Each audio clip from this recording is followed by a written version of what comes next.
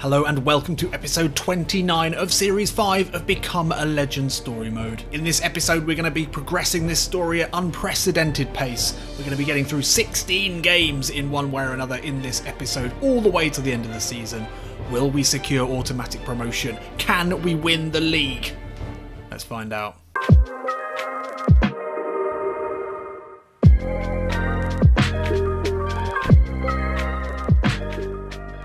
So, 21st of Feb 2022.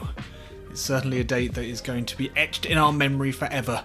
The day of our second leg break of our short career. We're 22 years old. We've had 2 broken legs.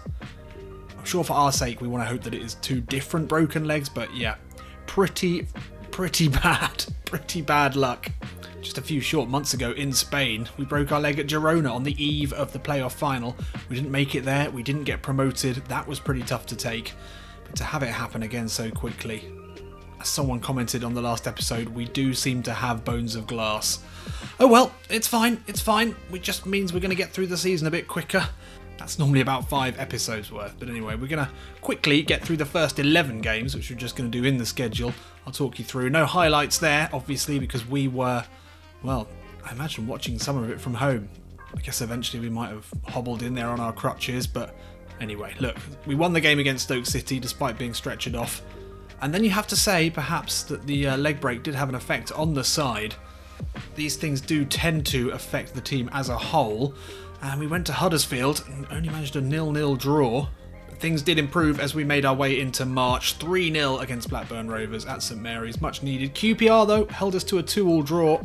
And then things actually got a little bit worse. We lost to Brentford, a side not really competing with us for the title, but they're certainly looking for a playoff spot. And they got a good win at St Mary's. Next up, a trip to Wales, and we managed 1-0 at Swansea City, much needed. Followed by another 1-0 against Welsh opposition. I imagine that's a James Ward-Prowse free kick, but we'll never know.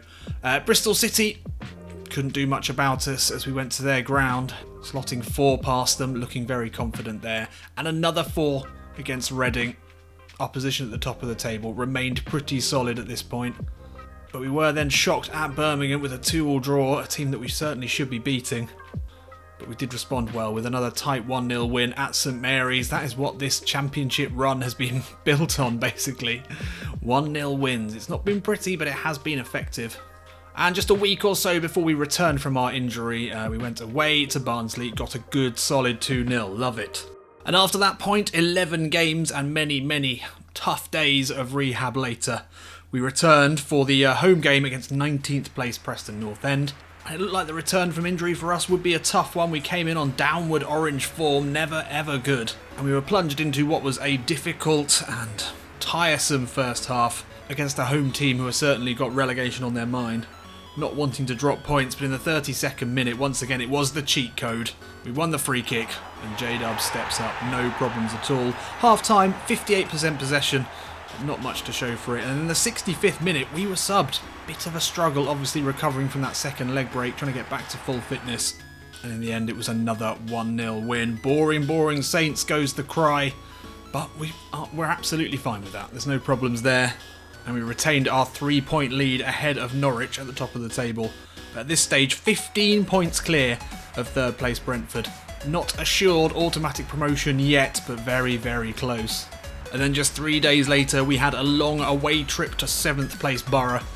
Again, another side looking to break their way into the playoff spots. This was always going to be a tight one, and Borough got off to a great start. 11 minutes in, it's Chuba Akpom, ex-Arsenal youngster, who grabbed the first goal. But then only a minute later, another James Ward-Prowse free kick. He is like prime Janino, Riquelme, David Beckham all rolled into one this season. But then in the 37th minute, after some awful defending and then even worse goalkeeping, we were in for goal number 6 of the season. An absolutely crucial goal for us to score in terms of getting our confidence back for the run-in. And then in the 46th minute, just before half-time, we scored what can only be described and would later go on to be described in the press as lovely stuff. The brace was bagged, we're back baby. And after the half-time oranges had been dispatched, we returned in the 55th minute to score what would be a stunning hat-trick.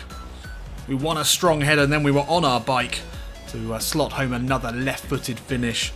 Middlesbrough did manage to make it 4-2 in the end with a 60th minute penalty, but that was it. We were done. Automatic promotion assured with 99 points, and we come out of this game with the hat-trick, with the 7.5 rating and a man of the match. We could have so easily suffered mentally and physically from a second leg break and not been able to return at our best, but in fact we've come back even stronger. It really speaks to the amount of hard work we were putting in on the training ground.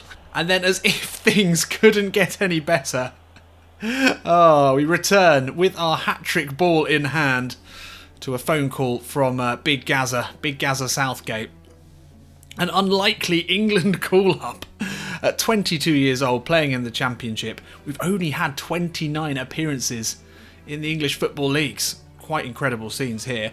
To be fair to us, we have managed 8 goals and 6 assists this season. At this point we had anyway.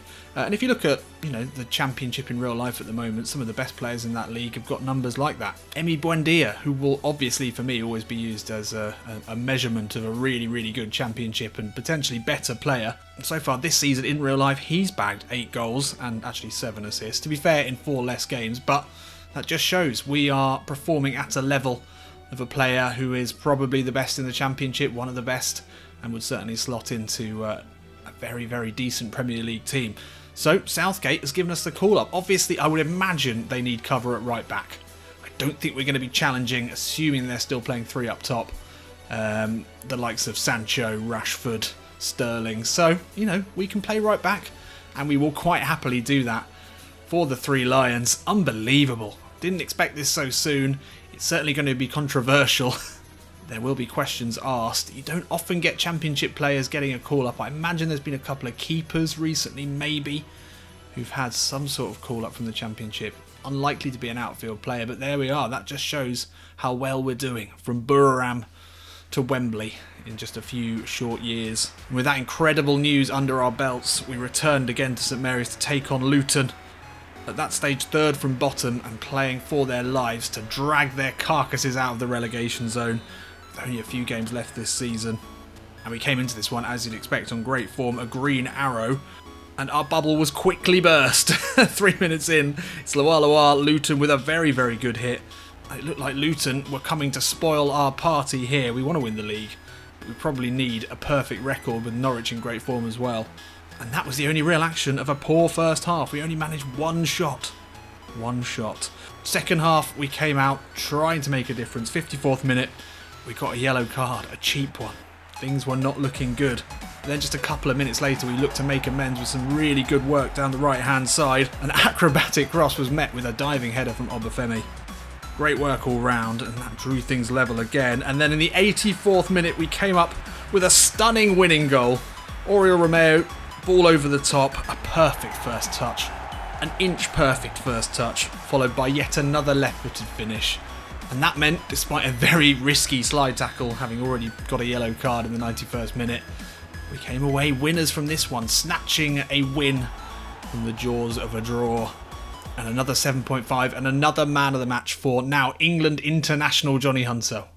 Doesn't that sound great? So looking at the league table here, with only 3 games remaining, we've only lost 3 games this season. If we do not win the league, that is going to be an absolute travesty. But standing in the way, we had another battle against Wayne Rooney's Derby. They've been a tough team this season. And they're sitting in 9th place, nothing really to play for. And in the 8th minute, we started very strongly. Holy shit, an absolute beauty. Held off the Derby player. Great strength, great balance. A little swivel and a delicious curl. Oh, that's one for the goals of the season compilation, definitely. Just 4 minutes later, Wayne Rooney stepped up, forcing a big save. We went in 1-0 at the half. A pretty dull half, really, and actually Derby had 64% possession. Weren't able to really create any chances, though. But just after the hour mark, Waghorn was able to bundle home for Derby after an amazing save to deny the first opportunity. And that's where it ended up. 1-1. No, we managed man of the match in a 7.5 again, but the drop point put our lead to only 1. Norwich refusing to stop their run of wins as well, and we could not afford any more slip-ups as we invited Sheffield Wednesday to St Mary's, who themselves found themselves only a place and goal difference above the relegation zone, so they had everything to play for as well. And they came out fighting, and in the 9th minute it was Kachunga with a cheap breakaway goal, just not good enough. And then at the half, Well, we had 58% possession at home. We weren't able to do anything with it. Only one shot on target. 65th minute, it looked like we were going to be there to draw things level. An amazing chance, but somehow it hit the bar, the post, and then across the line. Oh, that number 13 shirt responsible for 2 leg breaks and real heartache there. 80th minute, we were just plugging away. We were able to chest the ball forwards. Danny Ings, a big save, but that was it. Home fans in tears. The potential to win the league possibly now gone. Gutted, absolutely gutted. And then fortunately, well, sort of fortunately, not really, Norwich actually ended their winning run with only a draw, but their far superior goal difference did see them now go ahead of us with only 1 game to go. You couldn't write it. Absolute heartbreak there. And that is where we are going to leave things for today. Just a short episode just to get us in the mood for what will be the final and crucial game. Unfortunately, no longer in our hands. We're not going to be able to make up the goal difference. And with Norwich taking on a Sheffield Wednesday side that you would expect them to beat, that's going to be tough. But we'll have 2 England-friendly games just to cleanse the palate before that. Join me for that next one. And then, beyond that, the Premier League. Who knows what? I'm really, really excited. I'll see you in a bit.